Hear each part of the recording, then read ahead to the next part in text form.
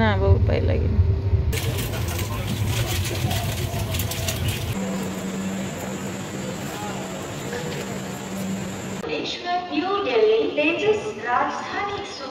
বস বস যেখানে আমি ভিডিওটা করি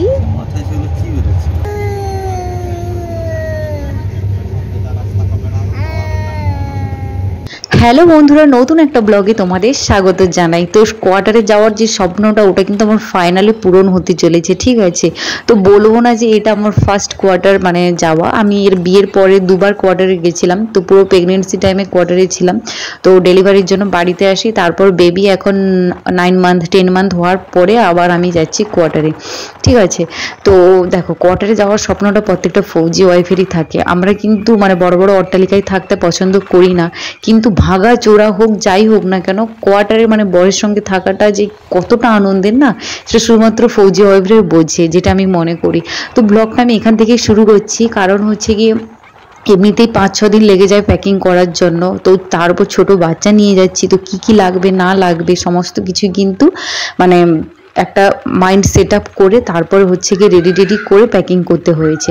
তারপর আজকে তো একদমই সময় পাইনি, কারণ আমাদের যেহেতু 2টোর সময় ট্রেন ছিল, তো সকাল থেকে রান্নাবান্না করে খেয়ে টেয়ে দিয়ে বেরিয়ে আসতে হবে গুছিয়ে টুছিয়ে। তারপর যখন শাশুড়ি মা আমাদের সঙ্গে যাচ্ছেন, তারপর তো মানে কি বলবো, সংসারের সমস্ত কিছু গুছিয়ে সমস্ত কিছু শ্বশুরমশাইকে বুঝিয়ে কোথায় কি আছে না আছে, কারণ যেহেতু শাশুড়ি মা চলে যাচ্ছে আমাদের সাথে, তো শ্বশুরমশাই আমাদের সঙ্গে যাচ্ছেন না, ওই জন্য হচ্ছে গিয়ে সমস্ত কিছু সকাল থেকে উঠে কাজবাজ শেষ করে রান্নাবান্না সেরে সমস্ত কিছু গুছিয়ে গাছিয়ে তারপর হচ্ছে গিয়ে আমরা খেয়ে টেয়ে দিয়ে বেরিয়েছি। ওই জন্য একদমই ক্যামেরা মানে ফোন ধরারই সময় পাইনি, ঠিক আছে। তো গাড়ির মধ্যে সময় পেয়েছি, তাই গাড়ি থেকে আমি ব্লগটা স্টার্ট করছি।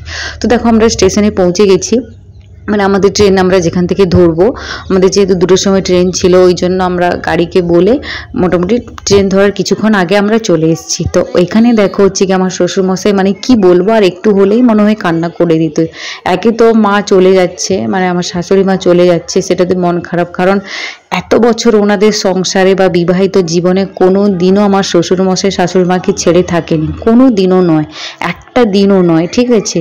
তো ফার্স্ট টাইম উনি আমার মানে শাশুড়ি মাকে ছেড়ে থাকছেন। তারপর হচ্ছে গিয়ে 9 মাস 10 মাস একটা ছোট বাচ্চা ওনাদের সঙ্গে ছিল, ওর উপর যে একটা মায়া ভালোবাসা যেগুলো থাকে, ও চলে আসছে। তারপর দেখো বাবুকে ধরিয়ে কেমন মানে ধরে কেমন আদর করছে, মনটা শুকনো আছে। তারপর যখন ট্রেনটা ছাড়ার সময় না, ওটা তো আমি তো ক্যামেরা করতে পারিনি, ওই সময়টা মানে শ্বশুরমশাইয়ের চোখ থেকে জাস্ট আমি জলটা দেখেছি, উনি কান্না করে দিয়েছিলেন।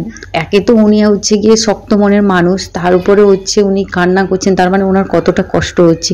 তো আমরা বলেছিলাম শ্বশুরমশাইকে আসার জন্য, বাট উনি বললেন যে না, আসবে না, কারণ বাড়িতে ওনার পড়ানো আছে, তারপর হচ্ছে গিয়ে চাষবাস আছে, ও বাড়ি আছে কাজকর্ম, তারপর আমাদের নতুন বাড়ি হচ্ছে, সেখানে কিছু কাজকর্ম আছে। তো উনি বললেন না, আমি যাব না, তোমরা যাও। আর আমার শাশুড়ি মা যাচ্ছেন, কারণ যেহেতু ছোট একটা বাচ্চা, ফার্স্ট টাইম ট্রেনে ট্রাভেল করছি আমি, তো ঠিক মতো নিয়ে যেতে পারবো কিনা, অসুবিধা হবে কিনা, তারপর কোয়ার্টারে গিয়ে ছোট বাচ্চা নিয়ে কাজকর্ম করা সুবিধা, এই জন্যই কিন্তু মা মানে শাশুড়ি মা ইচ্ছে না থাকার সত্ত্বেও কিন্তু উনি আমাদের সঙ্গে যাচ্ছেন।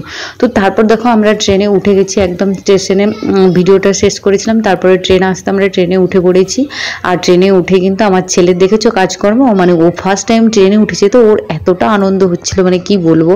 তো তারপর ট্রেনে উঠে আমরা কিন্তু, ও ঘুমিয়ে গেছিলো, আমরাও সবাই ঘুমিয়ে গেছিলাম, কারণ যেহেতু ও হচ্ছে কি অনেকটা ট্রেন জার্নি করতে হবে, অনেকটা বলতে 2 দিন 3 দিন আমাদের ট্রেন জার্নি করতে হবে, ওই জন্য আমরা ট্রেনে উঠেই খাওয়া দাওয়া যেহেতু বাড়ি থেকে করে এসেছিলাম, তাই শুয়ে পড়েছিলাম। আর এখন দেখো বিকালবেলায় উঠে করে হচ্ছে গিয়ে ট্রেনে যে স্ন্যাক্স দিয়েছিল ওইগুলো হচ্ছে আমি বসে বসে খাচ্ছিলাম। তো আর একদিকে ছেলে হচ্ছে ঘুমাচ্ছিল, আর এইখানে হচ্ছে ছেলের কাণ্ড দেখো, উঠে পড়ে ওর বাবার সঙ্গে খেলা করছে। আর ওর যে গায়ের ড্রেসটা ছিল না, ওটা পাল্টে দিয়েছি, এত এসি ট্রেন, তার উপরে হচ্ছে গিয়ে ওকে প্রচণ্ড ঘাম দিচ্ছিল, মানে ওকে এত ঘাম দেয় না বলে বোঝানো যাবে না। এসি চলছে তবুও ওকে ঘাম দিচ্ছে, মানে দীঘাতেও গিয়েও আমাদের সেম অবস্থা হয়েছিল, এসি চলছে ফ্যান চলছে তবুও ঘামিয়ে যাচ্ছে, এত কেন ঘাম দেয় আমি জানি না। তো ওই জন্য ও ড্রেসটা আমি চেঞ্জ করে দিয়েছি, সাথে ক্যারি করছিলাম আমার যে সাইডেও একটা আছে ওখানে আমি পাতলা একটা সুতির ড্রেস ক্যারি করছিলাম, যাতে ওর কমফোর্টেবল, মানে যেহেতু ট্রেন জার্নি 2 দিন ধরে করতে হবে, ওর কমফোর্টেবলের জন্য আমরা সুতির ড্রেস পরেছিলাম। আর যারা যারা ছোট বাচ্চা নিয়ে যাবে অবশ্যই কিন্তু এইসব জিনিসগুলো, জল বোতল, খাওয়ার জিনিস, বিশেষ করে সুতির জামা কাপড় পাতলা, ওর যেটা কমফোর্টেবল লাগবে ওগুলো কিন্তু অবশ্যই ক্যারি করো। তো তারপরে দেখো বসে পড়েছিলাম মানে একটা সিটে, তো বরের সিট ছেড়ে এদিকে এসেছিলো, আমাদের যেহেতু সাইডে লোয়ার ছিল আর শাশুড়ি মা ঘুমিয়ে গেছিলেন, ওই জন্য বর এসেছিলো এদিকে। আমি বললাম আমার পাটা একটু টিপিয়ে দিতে, কারণ পাগুলো ব্যথা করছে, তো ও টিপিয়ে দিচ্ছিলো। আর এদিকে দেখো ঘরগুলো জাস্ট অসাধারণ লাগছিল একসাথে, এই ঘরগুলো দেখতে আমার দারুণ লাগছিল। তো আমার ছেলে কিন্তু আবার ঘুমিয়ে পড়েছিল, ঠিক আছে। তো বাইরে থেকে জানলা দিয়ে বসে কিন্তু এই ভিউটা কিন্তু দারুণ লাগছিল আমাকে দেখতে, ঠিক আছে। তাই ক্যামেরা বন্দি করে নিলাম আর তোমাদের সাথেও কিন্তু শেয়ার করে দিলাম। তো তোমাদের এখানেই বলে রাখি যে তোমাদের ব্লগটা কেমন লাগছে অবশ্যই কিন্তু কমেন্টে জানিয়ে দাও, মানে যারা এতদূর পৌঁছেছো দেখেছো আর কি, তারা কিন্তু অবশ্যই একটা করে কমেন্ট করে দিও। তো তারপর দেখো সন্ধ্যাবেলায় একটু আমি স্যুপ নিয়েছিলাম, টমেটো স্যুপ। আমার কিন্তু টমেটো ভীষণ ভালো লাগে, ওই জন্য হচ্ছে কি টমেটো স্যুপ একটা নিয়েছিলাম, খেয়েছিলাম, একটু ভালো লাগছিলো, এতটাও টেস্টি ছিল না। তো তারপর অর্ধেকটাকে আমি আমার বরকে দিয়েছিলাম। তারপরে একটা জায়গায় হচ্ছে কি ট্রেন দাঁড়িয়েছিল, আর ছেলে তো মোটামুটি বদ্ধ ঘরে, ও মোটামুটি ওর জন্মের পর থেকে ও বদ্ধ ঘরে একদমই থাকতে চায় না, ও মোটামুটি ঘুরতে চায়, খোলা আকাশের নিচে থাকতে চায়, মোটামুটি ও ঘুরবে, ও এরকম একটা ছেলে। ওই জন্য ট্রেন যেই দাঁড়িয়েছিল ওর বাবা বললো চলো একটু বাইরে থেকে ঘুরে নিয়ে আসি। তো মা হচ্ছে গিয়ে ভেতরে ছিল, মা আসেনি, ওই জন্য অনেকেই নেমেছিল, তাই জন্য আমরাও নেমেছিলাম স্টেশনটাতে। আর বাবু একটু ঘুরছিল, ভালোও লাগছিল। তো তারপরে ট্রেন ছেড়ে দিবে, ওই জন্য আমরা কিন্তু ট্রেনের মানে ভেতর চলে গেছিলাম। তো গিয়ে হচ্ছে গিয়ে খাওয়া দাওয়া করে নিচ্ছিলাম। তো ওই ভিডিওটা কিন্তু করা নেই, কারণ ভেতরে ঢুকে ওই খাওয়ার এসছিল, যেহেতু ছেলেকে তার বাবা ধরেছিল, তার বাবা খেতে, আমরা কখনোই একসঙ্গে খেতে পারি না, কারণ ও খেলে আমি বাবুকে রাখি, আবার আমি যখন খেয়ে সারি, প্রথমে ফার্স্ট আমি খাই, ও বলে যে তুমি খেয়ে নাও তারপরে আমি খাবো। তো ও বাবুকে ধরেছিল, আমি খেয়েছিলাম, মানে একটু তাড়াহুড়ো করে খেয়েছিলাম, আর ছেলের হচ্ছে কি ঘুম চলে এসেছিলো, ওই জন্য তাড়াহুড়ো করে খেয়েছিলাম। ওই ননভেজের থালি যেগুলো থাকে ট্রেনে ওগুলোই ছিল আমাদের, ঠিক আছে।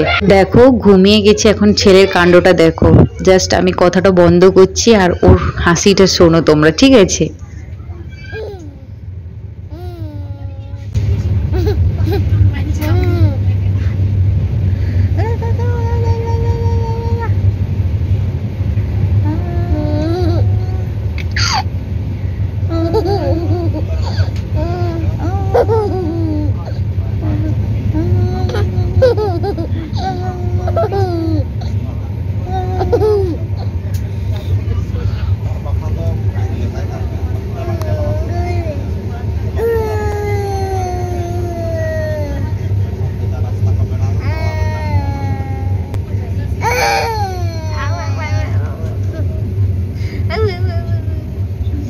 ব্লগটা ভালো লাগলে লাইক কমেন্ট করে দিও, আর নেক্সট পার্ট কিন্তু খুব তাড়াতাড়ি আসছে।